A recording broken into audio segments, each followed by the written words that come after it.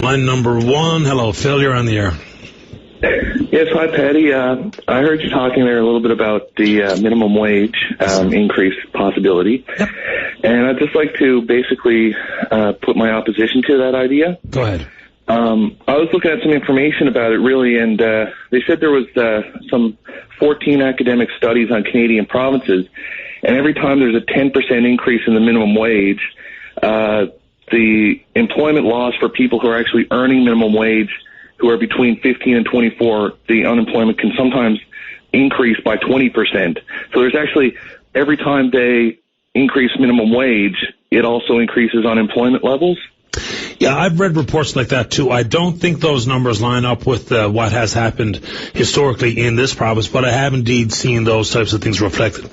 And that's in provinces where there's such a big, there are a lot of people that are coming and going all the time. There's a transient population of entry-level workers, so that's really a problem in a lot of places. I agree. Have you read anything that subscribes that theory to Newfoundland and Labrador, or that data?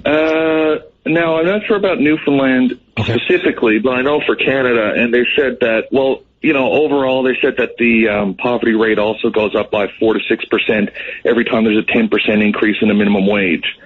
So, I heard somebody made a good comment one time. They said the real minimum wage is zero, is nothing, is unemployment.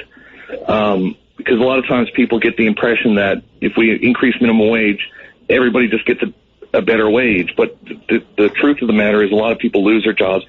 And the people that it hurts the most are like the entry-level workers, the low-skill workers, and so on. Because even now, if you go to try to get a minimum wage job, you've got to have a certain level of, education, certain level of experience, all those types of things. And so the people that it hurts the most are the sort of disadvantaged people who have poor reading skills or don't have very many skills at all. And those are the people that lose out. And so they can't even get to the bottom rung of the economic ladder. I completely understand that point, and the quote you referred to, that the real minimum wage is zero, the rest is political, is absolutely correct. And there's no other way to read it, because the bottom level for those inside a regulated workforce, the minimum wage is $10, but the actual minimum wage is zero. There's no question about it. It's an interesting way to put it. Not a lot of people will understand or accept that, but that's absolutely the truth. And a good question, I think, that sometimes, because people might say, well, just increase it a little bit here and there, and that does have an impact, but if negative impact, and a good way to illustrate it is to say, why not then just make the minimum wage $25 an hour? Because that makes it more obvious that there is going to be, because most people can see that.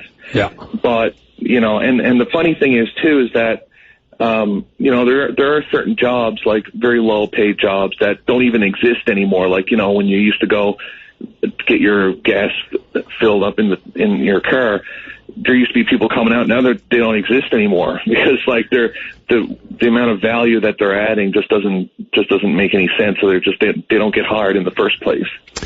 It's a real circular conversation, and it's a shame that a lot of people who are speaking for either side of the argument, they know what the other side has for legitimate reasons, but they refuse to include them, and they make a political spat out of it, as opposed to what it is a realistic economic conversation. That's where all this gets lost in translation. It becomes politicized, and then you're automatically, by default, going to have a poor conversation about it, because when politics talks about money, then they inevitably make bad mistakes, and they pander. So. Well, exactly, and I think, like you said, with politicians, they don't lose anything. So it sounds really good. Obviously, it sounds intuitive that we're going to raise minimum wage. Well, everyone's going to be benefited by that. The politician actually gains in popularity because everybody thinks it's a great idea, and there's no collection of people who are unemployed all getting together and saying, "Hey, hold on a second, I lost my job because the wages went up." But they don't really have a voice, but politicians get applauded for it, and so it's beneficial to them, so that's why they do it. I think it's all good. Phil, you make a lot of interesting points. Some of those are based on reports and data that's readily available on the Internet, and I know full well that some people are saying the minimum wage will cure a lot of ills. They know better, because there are a lot of trickle-down effect that certainly negates any positive effect of sometimes the increase in minimum wage. I'm glad you called today. What do you do, Phil? Is that a bad question? I apologize if it is. No, it's not a bad question. I'm sort of like doing a number of things. I'm a freelance website designer, and so I don't really have like a vested interest in this because I don't really have any employees or anything. But okay, cool. I think that people got to just look at the data, look at the facts, kind of thing. Have you sent me a note on this prior the last couple of days? I did, yeah. I sent it on Twitter. So I'm just trying to make do the math here in my head. Phil, I appreciate the call today. And for you and the rest of the Twitterati, I sure enjoy the back and forth that we've got going on Twitter. And it's always an added benefit and a bonus to me when you end up calling the program. Thanks very much. Good stuff. Thanks. You take care, man. Bye-bye. You too. Okay. Phil, good, informed, educated opinion doesn't mean that an increased minimum wage is a stupid position to take. There are things can be done for people's ability to keep up with the cost of living, right? When it's all based on coming in the form of an adjustment to the minimum wage, maybe we lose the plot here. Maybe it does indeed cost loss of some jobs.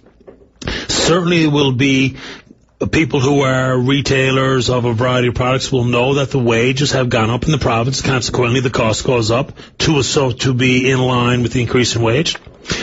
There are a lot of, when people talk about the cost of living, people at the minimum wage earning level, it's not about their ability to buy houses and cars. When we talk about the cost of living and those in that income bracket, it generally boils down to necessities of life when we can, the real correlation you can make in the cost of living argument. There's a way for governments, if they want to pander for votes and speak to minimum wage increase, there's way and policies for government to adapt the cost of living to focus in on those who have legitimate concern with their abilities. There's hard-working folks out there working 40 hours a week for $10 an hour. They may indeed have children at home. They are having a hard time making ends meet, but it doesn't mean that an extra $1 an hour is going to help them one iota. When government does indeed have ways to help them directly, so that the things they need inside the increased cost of living bracket can be addressed. People who propose an increase in minimum wage, they know all this. But still, doing that does not have the glamour associated with it that translates to numbers of votes or public support that actually addressing the cause or the problem itself can achieve.